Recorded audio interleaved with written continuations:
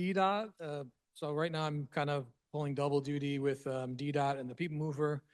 People Mover is an elevated 3-mile one-way loop in the downtown central business district, and has free fares last year and into 2025, which is this year now, and really been focusing on improving the rider experience and helping to connect and support and boost all the great things happening in around the downtown area, and to improve our connectivity with Q-Line as well to support their alignment as well.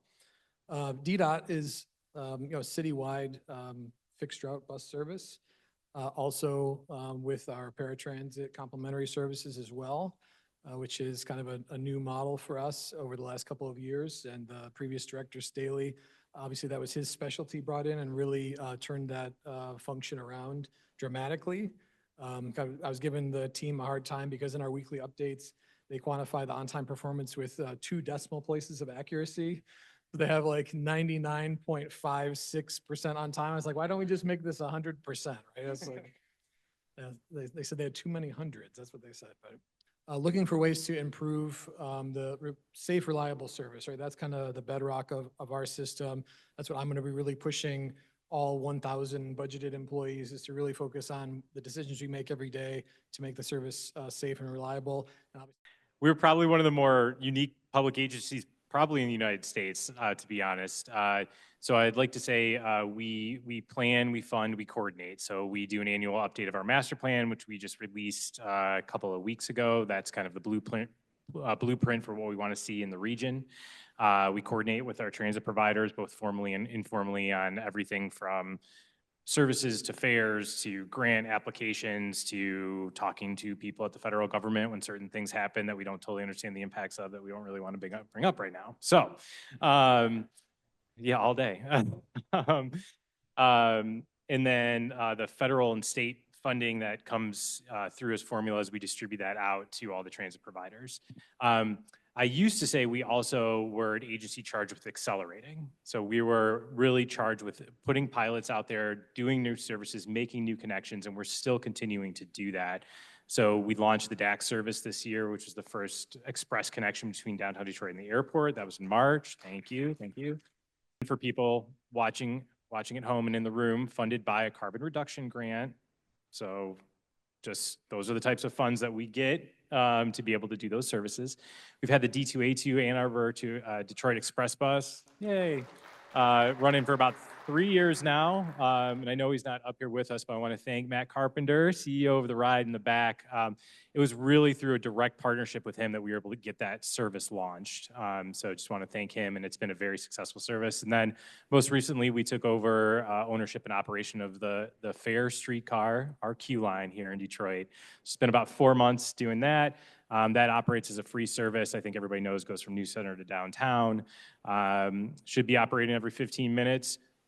Doesn't do that great in the cold. We're learning, so just something for everybody to know. But that's been a great new experience for us. We really want to see what we can do to make that the catalyst for more regional transit investment that we really wanted when it was invested in 2017. So what do we do at SMART? We cover the counties of Wayne, Oakland, and Macomb. Parts of Wayne, I should say, specifically, at least as of today, and parts of Monroe as well. So what do? We provide fixed route services to those areas, our long line haul buses.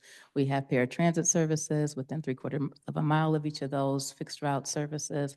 We have connector services that connect up those that don't essentially, pretty much those that don't qualify for paratransit services, to try to create as much connectivity as possible. And we also offer, thanks very much to the start of, I guess you started the work, Robert, at SMART, providing microtransit services we refer to as Flex. Happy to report on the Flex services. December of last year, December 2024, we hit our 1 millionth rider mark on Flex. That was exciting.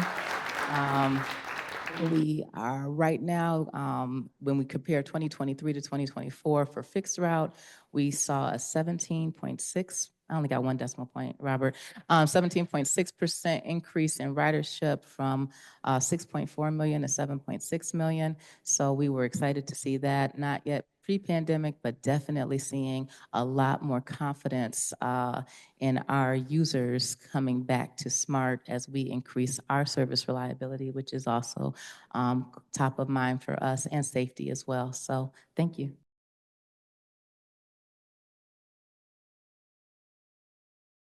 I'll tell you about, for those who weren't here last year, we had 117, well, we had overall about 180 people missing from our workforce just for SMART alone. 30 mechanics, over 30 paratransit drivers, and 117 fixed route operators just not there. We were not making the promise of our schedule. We were missing runs. We were abandoning people just about every day. There was tension, absolutely, between us and True, because True was doing the job that it's supposed to do. Again, want to thank you for keeping us on task. We had every one of our collective bargaining agreements open and not proceeding as expected, despite us believing we were offering an historic package. We had some other things we had to deal with culturally and rebuild trust with our labor unions. We had a lot going on. This month, last year, was the start of the Smarter Mobility Program. I remember signing off on that. The board took action to get started on that work. And today, while I may have some knots remaining, I don't have as many knots. We are definitely seeing, just from Q3 of 2024 to Q4, we are seeing a lot of improvement with respect to our AM, midday, and PM pull.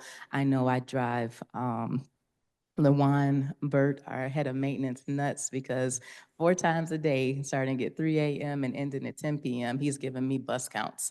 Are we gonna make it out the barn and be on time today? But that's the type of energy and kind of pressure you have to keep on us so that we make sure that we meet the promise of the schedule. I will sit here and tell you, it is not perfect yet.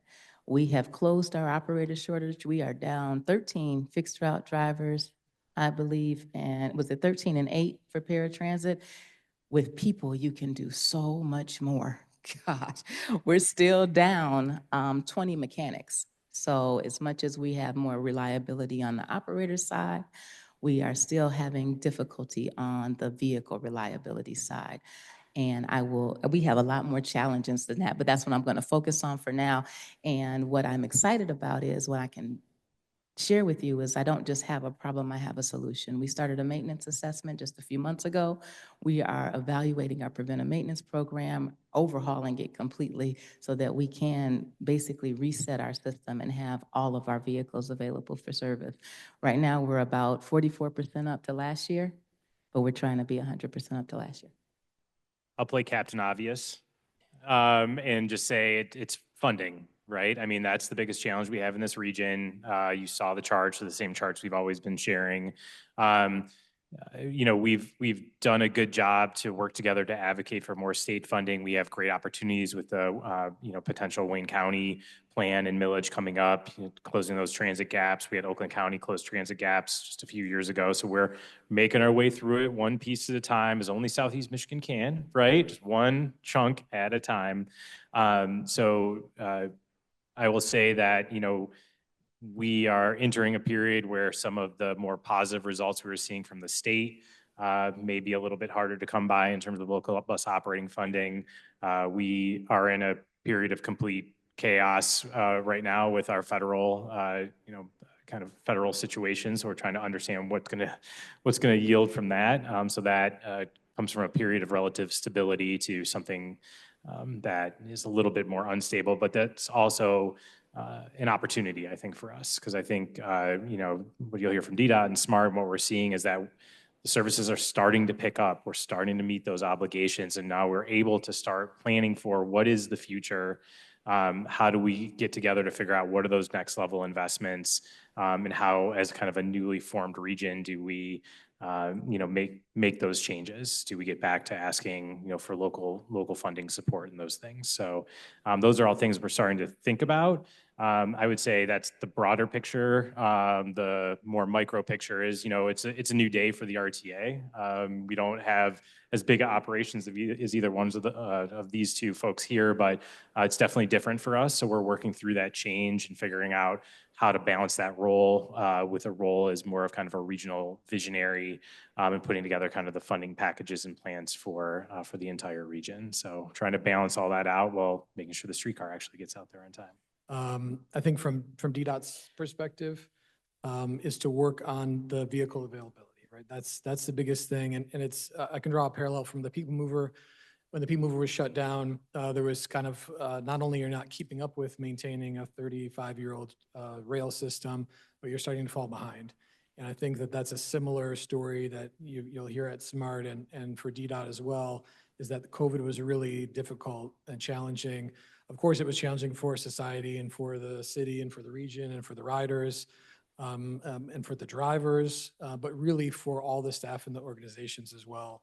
And so I think the biggest challenge again is really to move the needle measurably while trying to keep up with the daily stuff. So, making sure, like Tiffany said, being able to kind of walk and chew gum and balance and fly and all at the same time is kind of, that's our charge. That's why we're up on the stage. It's kind of, we have to be able to balance those things to get the team to rally around us and support them. But really, it's always going to be a balance from the short term, as a balance of drivers and mechanics versus equipment, and that's the same challenge struggle that we're going through. We've made some great progress also at DDOT as far as having more active TEOs right now. I think if you eliminate long-term absences, we're at 520 right now for TEOs. And we're averaging 90 or 100 active students at any given time throughout the year, which is part of how we're keeping up with that, right?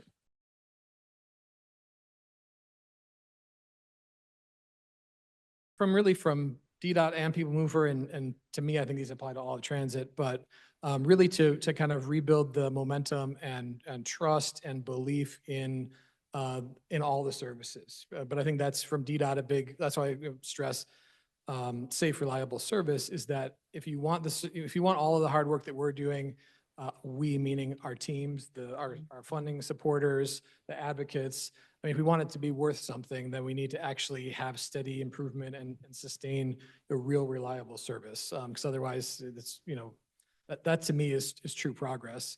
And if we want to be able to take advantage of this kind of on and off and on again realization that transit really is part of building a better quality of life and attracting and retaining residents and talent, all that stuff that we talk about maybe every other day, it feels like, it's up to us on the stage, I'll say specifically with DDOT, is to really move the needle on making transit a viable option, that we want to move away from whether it's true or a perception, this idea that it's people are counting their pennies or their minutes until they can afford to find some other way to get around.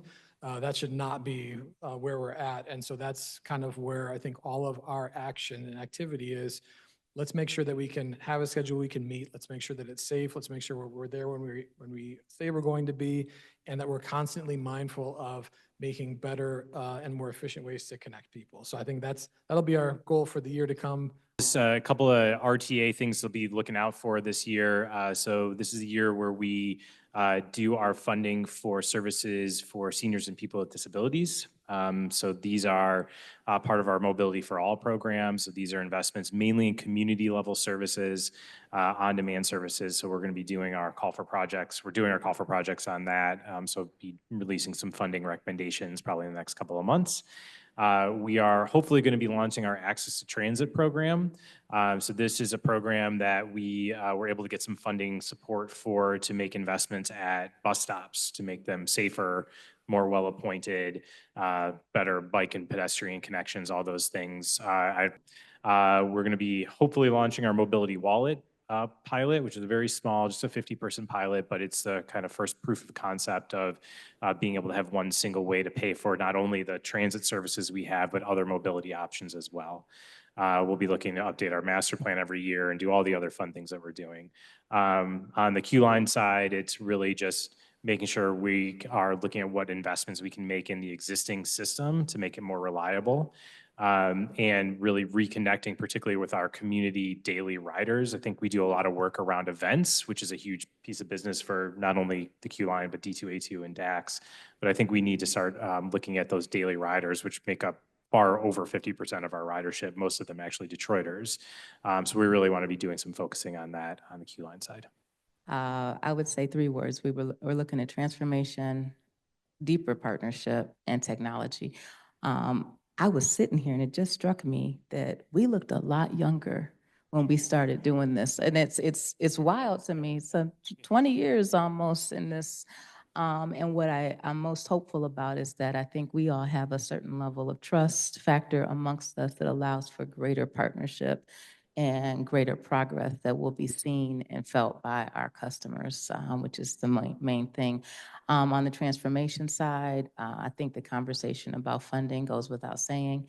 We need a sustainable source of funding.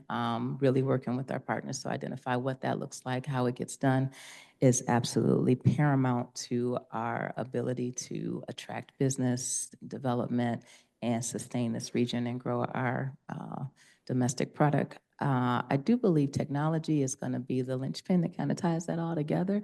The better we communicate, the better folks trust. I think, Patty, you said it perfect. You do not want to have to schedule. You want to just ride. And the fastest way to allow us to get there is to create the technological platform that makes it easy for you to see it. So.